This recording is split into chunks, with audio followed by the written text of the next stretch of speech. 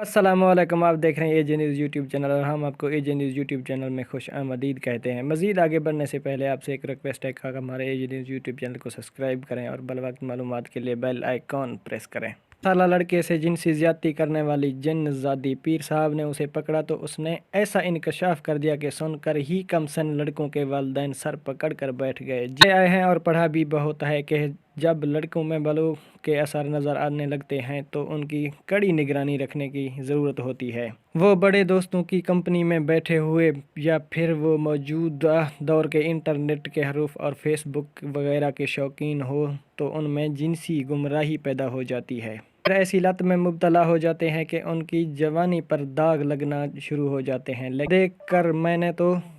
Case देख कर तो मैं हैरान हो गया। माँ बाप की आंखों का तारा और इंतहा ताबेदार और लाइक बच्चा भी जिनसी तौर पर तबाही के गड्ढे में गिर चुका था।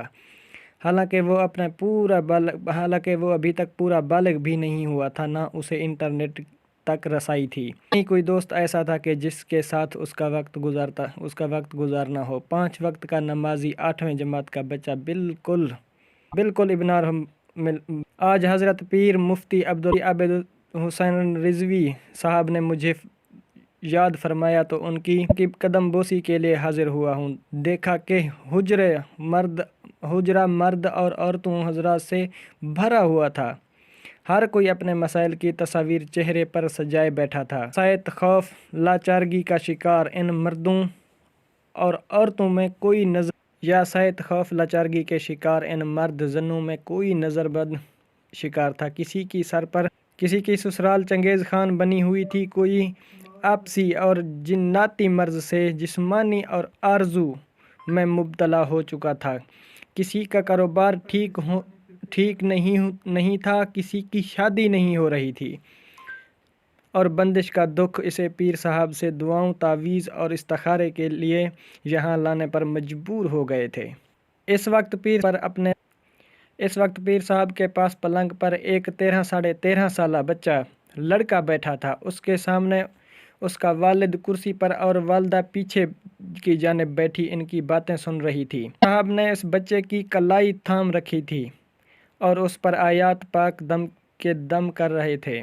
जानिब देखा, फिर मुझे भी अपने साथ पलंग पर ही बिठा दिया और मुझसे कहने लगे, इस बच्चे को देखो। इस वक्त पीर साहब ने मुझसे कहा कि इस पर एक जिन्नज़ादी आशिक हो गई है और इसके साथ जबरन जिनसी ज्यादती करती है। बच्चे के आंखों के स्याह हल्के पड़ चुके थे, चेहरे पर मर्दनी फुल बालिग भी नहीं हुआ था, कच्चे फल की तरह हैं। जिनसी मिलान का ज़्यादा इदराक नहीं है, लेकिन इस हराम जादी ने इस शरीफ और मासूम बच्चे को गुमराह कर दिया है। पीर साहब के इल्म व तहकीक पर कोई शक नहीं था। वो इल्म दीन का फ़कीह व तबीयत भी थे। मैंने फिर भी जिसकारत की और सरगोशी की गुमराही की उम्र में भी तो यही है सरकार। बिलाशुबा यही उम्र गुमराही की है सरकार। लेकिन जिन बच्चों की तरबियत पर माँ बाप नज़र रखते हैं और वालिदैन बच्चों के साथ दोस्ताना रवैया रखते हैं, इन बच्चों के मामूलात इनसे रह सकते। नाम अरसलान है। मैंने इसकी सारी बातें सुनी हैं और फिर इस्तिखारा भी किया है और इस पर जिन्नज़ादी को भी देखा है। खुद अभी ताज़ा बालग हुए हैं। इसका दिल अरसलान पर आ गया है। रोज़ाना उसके बिस्तर पर आती है। 1-2 बार उसके वालिद ने पास सोने की कोशिश की तो उसने उठाकर उसे नीचे फेंक दिया। अब ने उसके वालिद की जानिब इशारा किया, उनसे खुद पूछ लें। ये सरकारी अफीसर हैं, इस्लामाबाद से आए हैं अहम परस्ती में पढ़ने की, लेकिन इन्होंने खुद मंजर देखा है इसलिए मुझ तक पहुँचे हैं। जिन्नज़ादी गैर मुस्लिम है। मैंने इसको समझाया है कि शराफत से बाज आ जाओ और मुसलमान बच्चे को गुमराह ना करें। इसे कहती है कि मुसलमानों के बच्चे गुमराह करना इसका फ़र्ज़ है। शैतान और जिन्नात की ही नस्ल है, कोई तफरीक नहीं।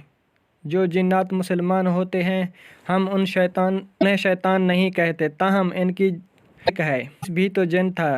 नाखलिफ हुआ तो जिंदा दरगाह होकर इबलीस कहलाया। जब जिन्नज़ादी शैतान ही है और शैतानी कुव्वत को इंसान की खून में शामिल होने की वसफ़ حاصل ہے۔ سنت سے یہ بات ثابت شدہ بات ہے کہ ارسلان کے والدین نے بتایا ہے کہ اس نے ان کے ساتھ بدتمیزی نہیں کی تھی، مگر اب بہت زیادہ غصہ بھی کرتا ہے اور زبان چلاتا ہے۔ پڑھائی سے اس کا دل اٹھ چکا ہے۔ یہ ہے کہ جن شیطانی انسان خون میں اتر جائے اور انسان کو مسن کر دیتا ہے۔ انسان کی عقلی اور نفسی اصلیات گمزور ہو جاتی ہیں۔ پیر صاحب یہی کہتے ہیں کہ ارسلان کی زندگی میں اب 6 ماہ باقی ہیں۔ ارسلان کی ماں دلگیر انداز میں بولی، یہ کون ہوتے ہیں زندگی اور موت کا فیصلہ کرنے والے؟ پیر صاحب نے انہیں تسلی دی، البتہ یہ بات اپنی جگہ موجود ہے کہ جب کوئی کسی مہلک مرض میں مبتلا ہوتا ہے تو اس کی توانائی کم ہو جاتی ہے، جس کا ارسلان کے ساتھ ہو رہا تھا۔ کچا پھل ہے، یہ حرام زادی کھا رہی ہے۔ ظاہر ہے کہ ان حالات میں اس کا توانائی کا رس پیدا نہیں ہوگا۔ علاج نہ کرنے کی صورت میں یہ ہلاک ہو سکتا ہے، نفسیاتی مریض بن کر رہ جائے گا۔ اس کا علاج ہے کہ نے دریافت کیا ہے تو ایک ارسلان کے لیے تعویذ دے دیں، کیونکہ اس نے خرابی کافی پیدا کی ہے۔ دوسرا، اس کے والد کو سمجھایا ہے کہ جب ارسلان واش روم میں جائے تو اس کے دروازے کو کنڈی نہ لگائیں، نہانے کی غرض سے جائیں، والد ساتھ ان کو نہلائے۔ واش روم ٹوائلٹ میں اس کو زیادہ دیر نہ رہنے دیا جائے، کیونکہ ان کے جنگ ایسی جگہوں پر وہ زیادہ ور کرتی ہے۔ دوسرا، اس کو اکیلے کمرے میں نہ سونے دیا جائے۔ اس کے پلنگ کا حصار کر دیا ہے، اس لیے وہ کبھی اس کے پلنگ پر پہنچ نہیں سکتی۔ اپنی احتیاط کے ساتھ روحانی علاج کیا گیا تو انشاءاللہ اس بچے کو تباہ ہونے سے بچانے میں اللہ کے حکم سے کامیابی ہوگی۔ کہانی سن کر میں ایک بار تو فکر میں پڑ گیا۔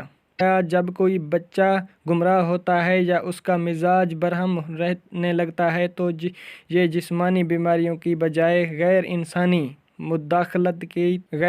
مداخلت کا بھی نتیجہ ہو سکتی ہے۔ نفسیات کے اداروں کو بھرپور مطالعہ کرنا چاہیے۔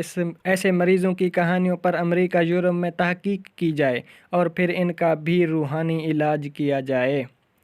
ہم لوگ ایسے کسی مسئلہ کو تحقیقات کرنے میں کوئی حرج نہیں، کیونکہ یہ بچوں کی صحت کا معاملہ ہے۔ مزید اس طرح کی ویڈیو دیکھنے کے لیے آپ ہمارے ایجن نیوز یوٹیوب چینل کو سبسکرائب کریں۔